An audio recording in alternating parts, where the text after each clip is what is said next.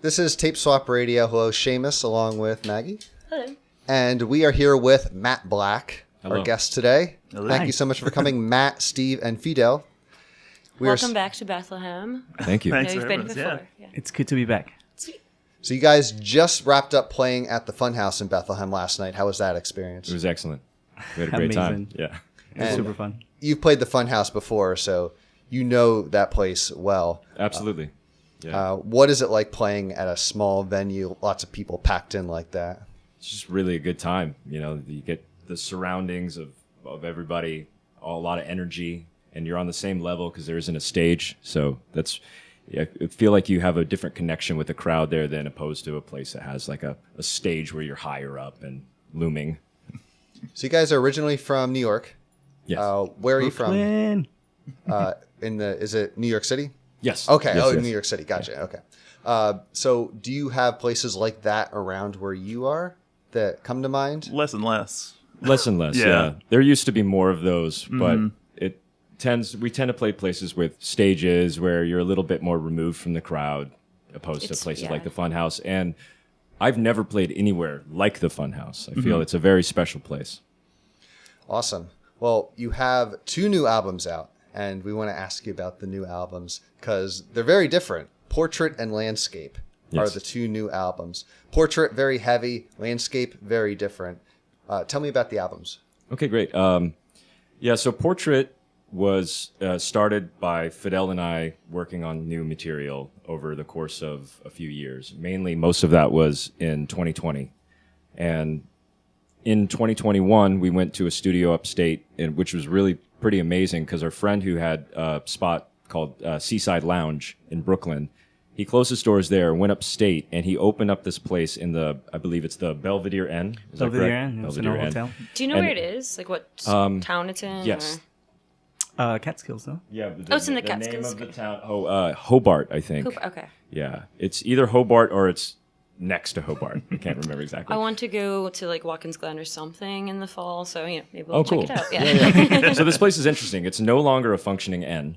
It closed down a while ago, but we're starting to open up a bar when we were there. Okay. But our friend Charles Burst, engineer, moved his studio into part of like a wing of this place, and there's like rooms that are full of like old TVs or like rooms that there's like bedding and cameras and things like just all over the place, like people just left.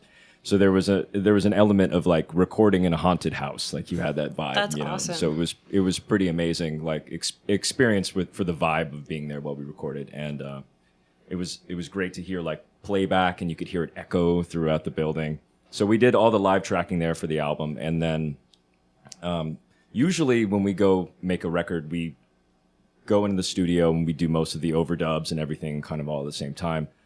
This scenario, we took the live tracks and I took them home, and then just over time would add like overdubs from like adding a little bit, like maybe doing the vocals that way or adding like a synthesizer or something to the tracks, and then just kind of put it together that way.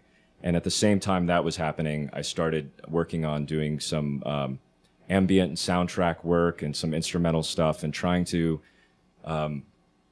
create a space, like a landscape. So there's this element of, there's a personal record that has a lot of feelings, and then a record that is more of like a place. That explains it. And the double meaning, of course, portrait and landscape. I like that, yeah. Yeah. Our good friend Casper, Casper Newbolt, he did these incredible covers for him, and each of them were like hand screened on the back of milk cartons and then rephotographed.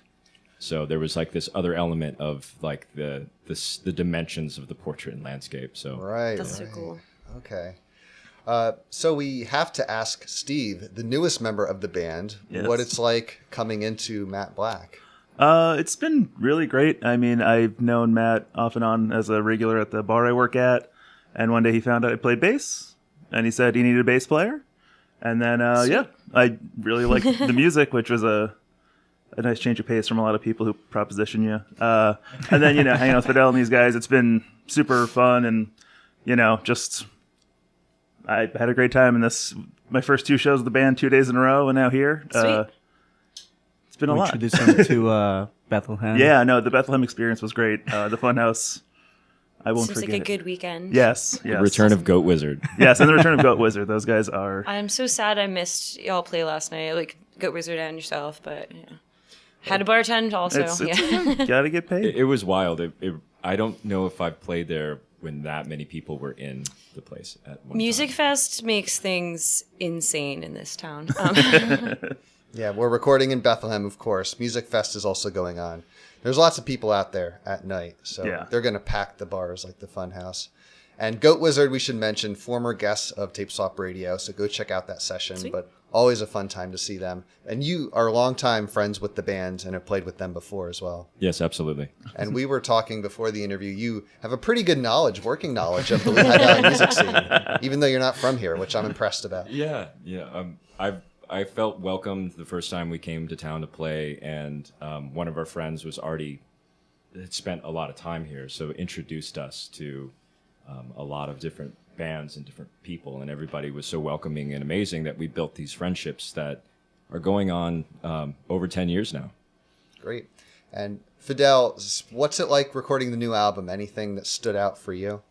More than anything, the experience, as far as like the actual place that we recorded, just because we've never done something like this, and literally felt a little bit like going into a haunted house. It was kind of spooky. We got to wander around, but also you kind of feel a different like vibe. So don't think that influenced the sound, but in a way, kind of, because then you're there and you get all this like energy. You're like, oh man.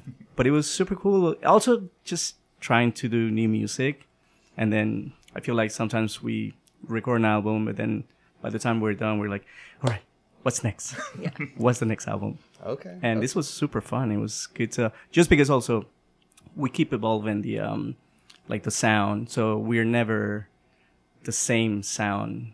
Even from the first album, self-titled, to like now, we've seen the evolution of different things, and also influences from other bands, like Thunder Villain jumping into the picture. Also from here, that was also kind of like, oh, we can also like create this bigger sound just as a two-piece back then.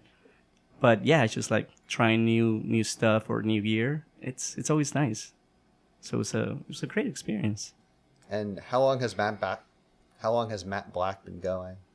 I think Fidel and I first started playing together in 2010. 2010. Yeah, 2010, and kind of got it up. A friend of ours wanted to be in our band with us, so she learned how to play bass to be in our band, and we kind of grew from there. So I think we became active probably around 2012. Mm-hmm. Yeah.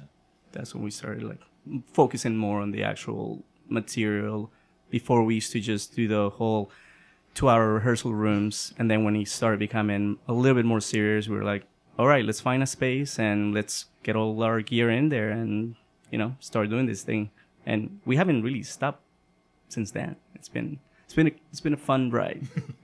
It's awesome. Do you have any upcoming shows or anything that you want to? No, it's just No, this no. weekend, Just and this then weekend, we're right? going Well, it was to a long we'll see weekend. what happens next. Yeah. Now you mentioned that this album that you're recording, it was a little different as far as the band and the sound. Absolutely. So I usually ask, what are the influences? Like, what were you looking at when you started the band? But it seems like it's probably changed over time. So right now, where's your head at as far as influences, inspirations? I actually think that every day there's like new ideas and then new changes for what we're thinking about, how we're feeling of going to next. And we're at a brand new time in our band with Steve. So he's just joined. So I feel like there are some hints of kind of where I feel like we might be going on Portrait. There's a couple songs where you'd be like, this seems a little different than the other songs. And I feel like that kind of happens in a way on our albums. It's like you start hearing a progression, almost like a hint at what's coming.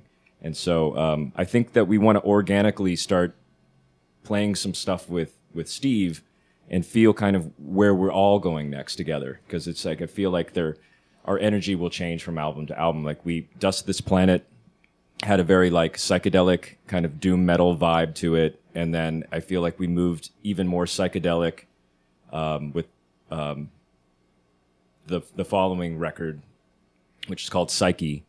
And then there was this element of wanting just to really strip away and chip away at songs to not have a lot of filler. So if you look at Portrait, it's a very condensed album. It's 10 songs and it's under 30 minutes. And I think a lot of that was us just working on these songs, not being redundant or repetitive.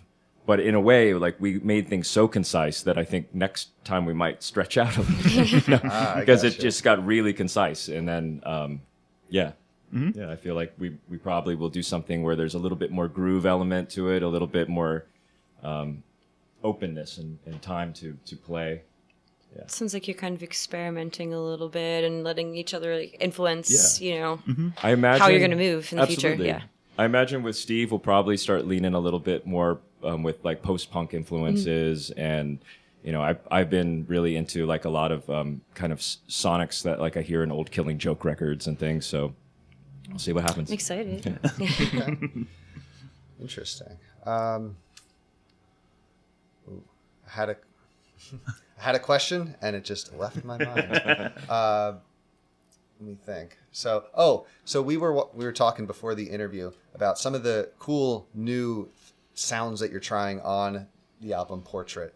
I was focusing on the synths on Obliterate, and there's some other more kind of orchestral or maybe synth vibes on that. What was it like trying to bring new sounds into the music like that?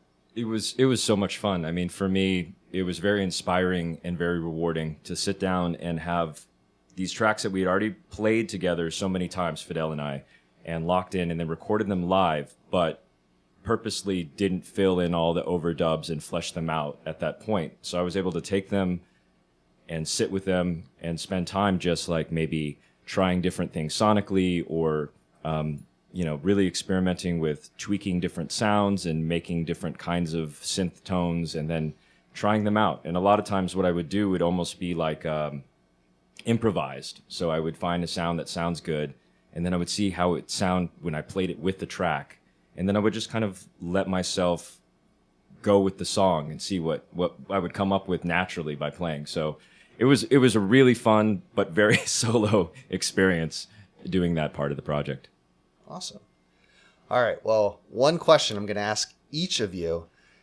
One piece of gear that you can't live without. Doesn't necessarily have to be music gear either. Okay. I don't know. Just saying. Oh, yeah. Why don't you go first, Steve? I mean, I'm going to give a boring answer, but a tuner pedal. Of course. Because after my first couple of years playing in bands as a young man, and then buying a tuner pedal and realizing, they make things that help you tune your guitar. I've had the same one for 20 plus years, and it's all I really need.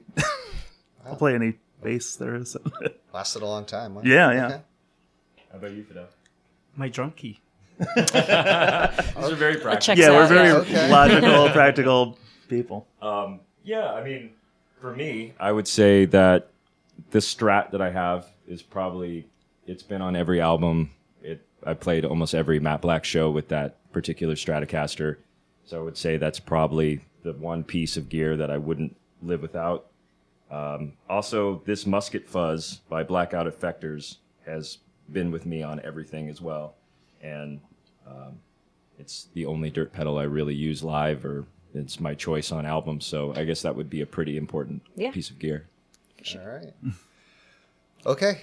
Is there anything else that you wanted to mention before we go? Maggie, do you have any other questions? I don't think so. I'm always bad on the spot, though. Okay. Well, Like tonight, I'll be like, man, I should have asked them that. we end every interview with a pick from the band. So we'd like to ask you for a band that you ran across touring that you would like to give a shout out to, and we'll close the interview with a song from them. Is there anybody that comes to mind? I'm going to say Goat Wizard. Yay! Of course. All right. Well, absolutely. Great choice. Matt Black, Matt, Steve, and Fidel, thank you so much for coming here. We really appreciate it. Thank you guys so much. Thank you very much for having me.